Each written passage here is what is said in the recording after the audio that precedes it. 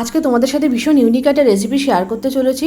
আশা করি প্রত্যেকটা রেসিপির মতো এই রেসিপিটাও তোমাদের অনেক বেশি ভালো লাগবে। আজকে তোমাদের সাথে শেয়ার করব মুগের ডাল দিয়ে মোচা এবং তার সাথে থাকবে নারকেল কুচি। অনেকেই জানো এই রেসিপিটা, আবার হয়তো বা অনেকে জানো না। ভীষণ ট্র্যাডিশনাল একটা রেসিপি, আশা করি প্রত্যেকটা রেসিপির মতো ভালো লাগবে আর ভীষণ ইউনিক রেসিপি। তাহলে প্রথম থেকে শেষ পর্যন্ত রেসিপিটা দেখো এবং মোচা কাটার পদ্ধতিও আমি তোমাদের সাথে শেয়ার করব নতুনদের জন্য, যারা জানো না। নমস্কার, আমি অন্তরা, আপনাদের চ্যানেল অন্তরা কুকিং চ্যানেলে আপনাদের সবাইকে জানাই অনেক অনেক স্বাগত। বড়দের প্রণাম আর ছোটোদের ভালোবাসা জানিয়ে আজকে রেসিপিটা স্টার্ট করব। তার জন্য আজকে আমি মুগের ডালটা ভেজে নেবো। এখানে হাফ কাপ মুগের ডাল নিয়েছি, মানে তোমরা যতটা রান্না করবে সেই হিসাবে ডালটাকে একটু লালচে মতো করে ভেজে নেবে। তারপর ভালো করে জল দিয়ে ধুয়ে এদিকে একটা কড়ার মধ্যে জল বসিয়ে দিয়েছি। জলটা গরম হয়ে গেলে ওই ধুয়ে রাখা মুগের ডালটা এর মধ্যে দিয়ে সেদ্ধ হতে বসিয়ে দিয়েছি। এরপরে আমি বাকি কাজটা করবো। এবার দেখো মোচাটা আমি কেটে নেব। মোচা যারা কাটতে পারো তাদের কাছে তো ভীষণ ইজি, আবার অনেকে আছে যারা মোচা থোড় এসব দেখলে ভয় পায় যে কী করে কাটবো, তো তারা একবার একটু দেখে নাও আমি কীভাবে কাটছি। যে মোচার ওপরে এই অংশগুলো, নৌকো মতোগুলো, এগুলোকে প্রথমে তুলে মোচাটা কিন্তু বেশ পার্ট বাই পার্ট ছাড়াতে হবে যেভাবে, এবং ঠিক সেইভাবে রাখতে হবে। অবিন্যস্তভাবে রাখলে সেই মোচা কাটতে অনেক সময় লাগে। দেখো আমি প্রত্যেকটা মোচা কিন্তু এই খোলস থেকে বার করার পর আলাদা আলাদা পার্ট করে করে রেখে দিয়েছি, আর আলাদা আলাদা করে ধরে দেখো এইভাবে একটা শক্ত ডান্ডি আছে সেটা ফেলতে হবে, আর একটা পাতলা পাপড়ি মতো আছে সেটা ফেলে দিতে হবে। এই দুটো ফেলে দিলে মোচা একদম কাটা ইজি, কোনো সমস্যা নেই। দেখো আমি যেভাবে কাটছি এভাবে কেটে নেবে। আর ওই যেভাবে রাখলাম দেখলে ঠিক এইভাবে, মানে প্রত্যেকটা পার্ট এভাবে ধরে, মানে গোড়াটা একটু বাঁধিয়ে রেখে রেখে তোমরা তুলবে, তাহলে কি তোমাদের কুচানোর সময় ভীষণ সুবিধা হবে। আর তা নয় তো মোচা যদি চারিদিকে ছড়িয়ে যায় না, সেইগুলোকে ওই আবার হাতে করে করে এক জায়গায় করে তারপরে আবার কাটতে হয়। পুরো মোচাটা লাগবে না, বাকিটা কিন্তু আমি দেখো এইভাবে খবরের কাগজে মুড়ে ফ্রিজে রেখে দেবো, একদম এরকমই টাটকা থাকবে। পরে অন্য রেসিপি শেয়ার করব। এরপরে মোচাটাকে আমি প্রেশারে দিয়ে একটুখানি সিটি মেরে নিয়েছি, মানে সেদ্ধ করে নিয়েছি। একটা সিটিতেই যথেষ্ট। আর তারপরে একটুখানি জল দিয়েছি আর অল্প একটু ভিনিগার দিয়ে সেদ্ধ করি, যাতে মানে প্রেশার কুকারের ভেতরটা কালো না হয়ে যায়। এরপরে আমি ওই যে নারকেল দেবো বলে, এই দেখো এখন এই অদ্ভুত নারকেলগুলো বেরিয়েছে, জানি না এর ভেতরে কোনো জল থাকে না। আমি একবার শুকে নিলাম যে কোনো গন্ধ আছে কিনা, না ভালোই আছে, এবং নারকেলটা না ভীষণ মিষ্টি। বলছে এগুলো নাকি কেরালার নারকেল। তো নারকেলটাকে আমি মানে এরকম টুকরো টুকরো করে কেটে নিয়েছি, আমি খোসা ছাড়াইনি।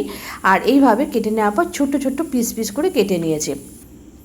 নারকেল কাটাটাও কিন্তু একটা মানে ঝকমারি কাজ, তবুও মানে কাজ তো করতেই হবে, কিছু করার নেই। এইভাবে টুকরো টুকরো করে নারকেলগুলোকে মানে কুচো করে কেটে নিয়েছি। কেটে নেওয়ার পর এগুলোকে একটু ভালো করে জল দিয়ে ধুয়ে নিয়েছি, ব্যাস। আর এরপরে একটা মশলা রেডি করে নিয়েছি। কিচ্ছু মশলা এখানে এক্সট্রা বেশি কিছু লাগবে না। দুটো বড় দেখে টমেটো দিয়েছি, একটু দিয়েছি কাঁচা লঙ্কা, তোমরা তোমাদের স্বাদ অনুযায়ী দেবে, আর দিয়েছি আদা, দিয়ে ভালো করে পেস্ট করে নিয়েছি।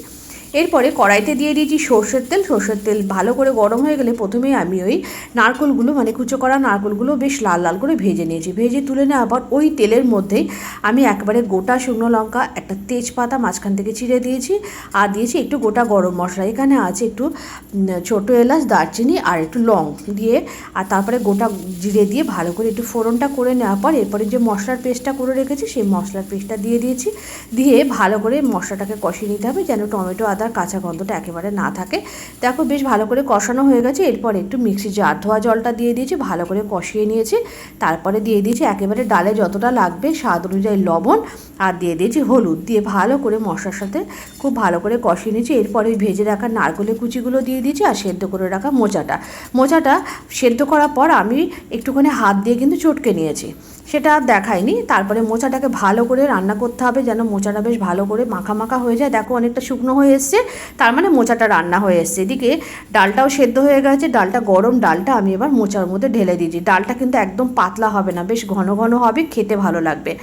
এরপরে দিয়ে দিয়েছি একটু ভাজা জিরের গুঁড়ো, দিয়ে ভালো করে মশলা এই ডালের সাথে মিশিয়ে নিয়েছি। আর ভালো কালারের জন্য একটু কাশ্মীরি রেড চিলি পাউডার দিয়েছি।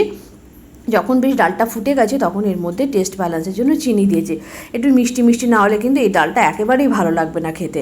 আর নুনটা কম হয়েছিল, আবার একটু নুন অ্যাড করলাম, আর একটু গরম মশলা গুঁড়ো একটু উপর থেকে ছড়িয়ে দিলাম। আর তারপরে দিয়ে এই তেজপাতাগুলো ডিস্টার্ব করেছিল, তেজপাতাগুলোকে তুলে দিলাম। ব্যাস, রান্নাটা একেবারেই হয়ে গেছে। নামানোর আগে, যেটা না দিলে নিরামিষ রান্না অসম্পূর্ণ, একটু ঘি দিয়েছি, দিয়ে গ্যাসের ফ্লেমটা বন্ধ করে ঢাকনা চাপা দিয়ে 5 মিনিট রেখে দিয়েছি। একদম গরম গরম সার্ভ করেছি। গরম ভাত, রুটি বা পোলাও যে কোনো কিছুর সাথে খুব ভালো লাগবে। কেমন লাগলো এই নারকেল কুচি দিয়ে মোচা মুগের ডাল, অবশ্যই কিন্তু তোমরা কমেন্ট করে জানাবে। যারা জানো না তারা অবশ্যই ট্রাই করবে। এরকম নিত্য নতুন রান্নার আপডেট পেতে অবশ্যই পাশে থাকবে।